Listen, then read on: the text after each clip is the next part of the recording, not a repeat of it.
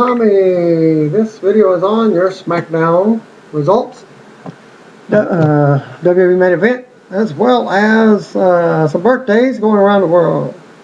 Mexican Pro Wrestling legend El Santo, aka Rodolfo Guzman Huerta, was born September 23rd, 1917, died February 5th, 1984. Also, happy birthday to six-time WWF World Tag Team Champion Matt Hardy, Magic number 40. Former WWE wrestler Romeo Roselli turned 34. Indie regular Azrael turned 33. Five-time GHC Junior Heavyweight Champion Yoshinobu Kanemaru turned 38. And two-time IWGP Tag Team Champion Osamu Nishimura turned 43. On the 24th of September, happy birthday to former ECW wrestler Chili Willie turned 45. Two-time WWE Hardcore Champion Chris Nowinski turned 36. WSU Hall of Famer April Hunter turned the magic number 40. And one-time WWF Women's Champion Stephanie McMahon turned 38. Also would have been the birthday of two-time GHC Tag Team Champion Bison Smith. Would have been 41. On the 25th of September, happy birthday to four-time NWA American Heavyweight Champion Jimmy Jam Garvin turned 62.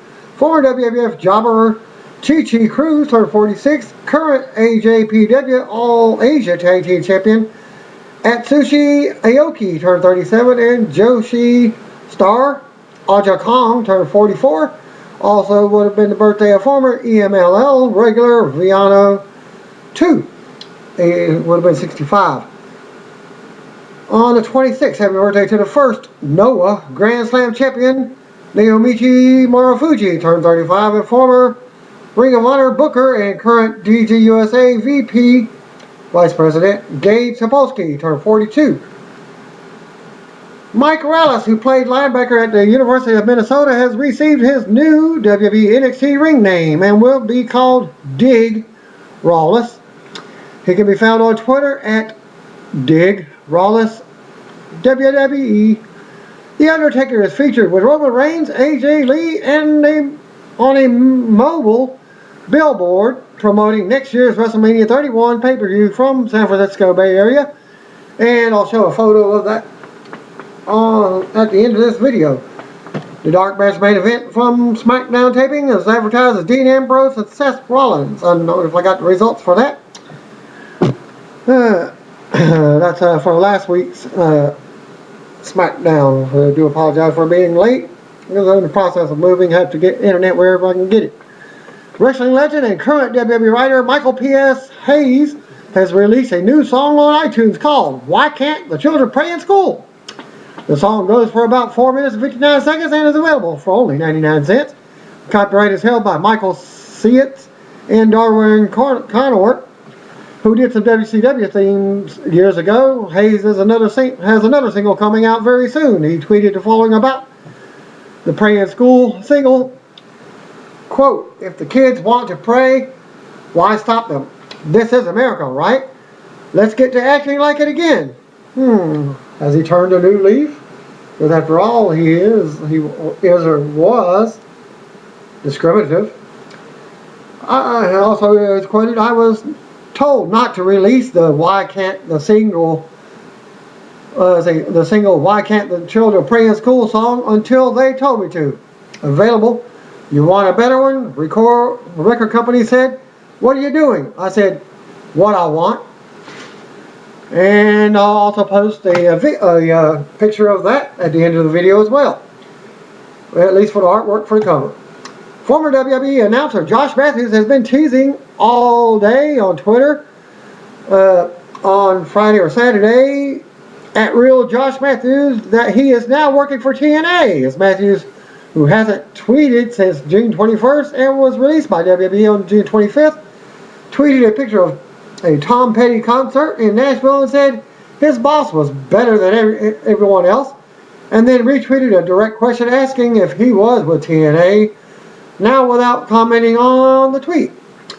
Matthews denied he would be appearing on the show on show tonight on the tapings, but the show was taped 134 days ago, and Josh was still in his 90-day no-compete then. He did, however, officially hype tonight this past week's TNA show for the official hashtag. So there's that. I think it's safe to say that we will see Josh Matthews on TNA TV at some point in the near future. The Rock has committed to another TV film.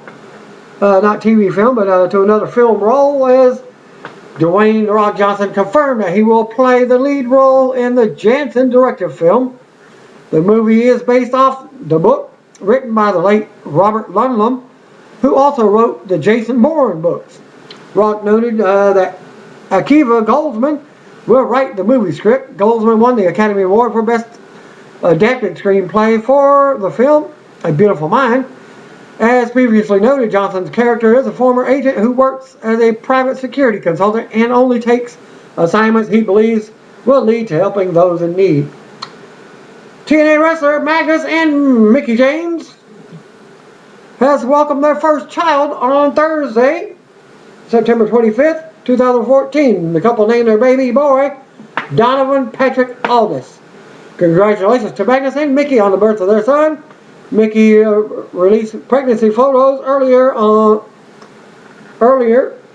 this week, and you can view them on Facebook.com/Mickie L. James. The TNA officially congratulated the couple by Twitter on Thursday on their website. The main event from Little Rock, Arkansas, with Michael Coleslaw and Byron Saxton, as Coleslaw hypes Miz TV with Dean Ambrose. Heath Slater, Titus O'Neil versus Los Matadors was the first match. Go to the ring, out comes Adam Rose, the Bunny, and the Rosebuds. Rose and the Bunny join commentary as Heath Slater and Titus O'Neil make their way out. Los Matadors are out next with El Torito. Slater tells Rose that the Rosebuds and the Rosebuds to quiet down at ringside. They calm down but start singing again. One of the Matadors drop kicks Slater into Titus, sending him off the apron. Slater takes a crossbody off the top for the quick win. And the winners of the match, Los Matadors. After the match, Rose and the Rosebuds come in to celebrate with the Los Matadors. Coleslaw shows us the WWE 2K15 trailer. Back from a commercial break, and out comes Mark Henry in a suit. Henry has a statement written down. Fans chant USA. Henry says he apologizes to America once, but will be damned if he does it again. Henry says the fans knew he was hurt and forced him to have another match with Rusev. Henry says now he's hurt even worse and blames the fans again. Henry says he did the best that he could do, but fans just don't appreciate that. Henry says America is obsessed with winning. Henry says if he doesn't win, he's no longer our boy. Henry tosses the paper and says he just had to get that off his chest. Big Show comes out with no music. Show talks about them being friends. He says he will stand here with Henry and get booed too. Show promises he's going to knock Rusev out on SmackDown, and they leave together. And we get a WWE Network coverage on Roman Reigns' emergency surgery. We get a look back at John Cena versus Brock Lesnar from Night of Champions. Then we get Divas champion AJ Lee coming out for commentary as we go to commercial for the next match, which is Paige defeating Naomi. Kofi Kingston defeated Bo Dallas in the very next match. The Miz and Damian Sandow were out for Miz TV. Dean Ambrose was out next. And Miz wants to know how Ambrose got out of the room last night for the tapings. Ambrose says that there was a back door. Miz starts ranting about Dolph Ziggler cheating to win. Ambrose ends up laying out Miz and Sandow as Ambrose closes Miz TV and leaves Miz knocked out in his chair. Main event goes off the air. And there are two reports for SmackDown tapings.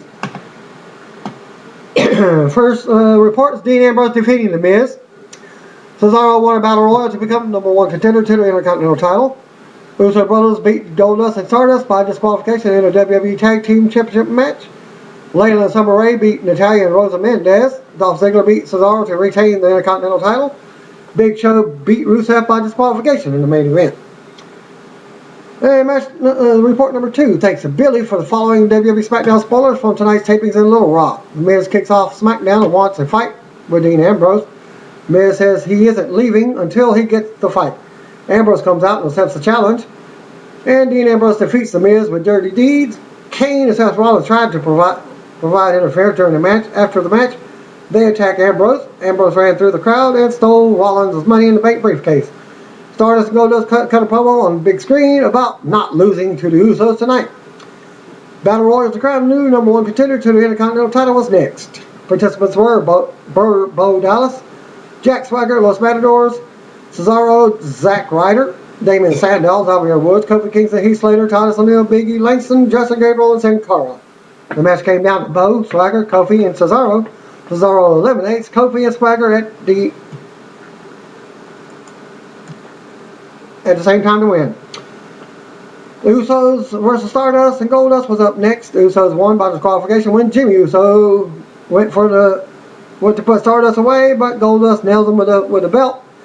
It was said to be a good match. Stardust and Goldust retained. Backstage segment with Kane and Seth Rollins, as Rollins wants to take action on Ambrose for taking his briefcase. Layla Summer Rae defeated Natalya and Rosa Mendez. This was said to be a bad match with several botches. Big Show talked to Renee Young backstage and promised to knock Rusev out tonight. Cesaro versus Dolph Ziggler for the Intercontinental title was up next. Ziggler retained the title off of a roll-up, but it wasn't clear that Cesaro had the ropes. Cesaro got screwed. Renee Young interviewed Rusev and Lana. Big Show defeated Rusev by disqualification. Show chokeslammed Rusev and went for the knockout punch, but Lana distracted him. Rusev nailed Show with the Russian flag for the disqualification. Show recovered and knocked Rusev out with the WMD to end SmackDown. No results for the dark match main event. And that's going to be it for my report. Thanks again. Peace out. God bless. See you one. I'll be you. By the way, if you don't know, you better call me, bro.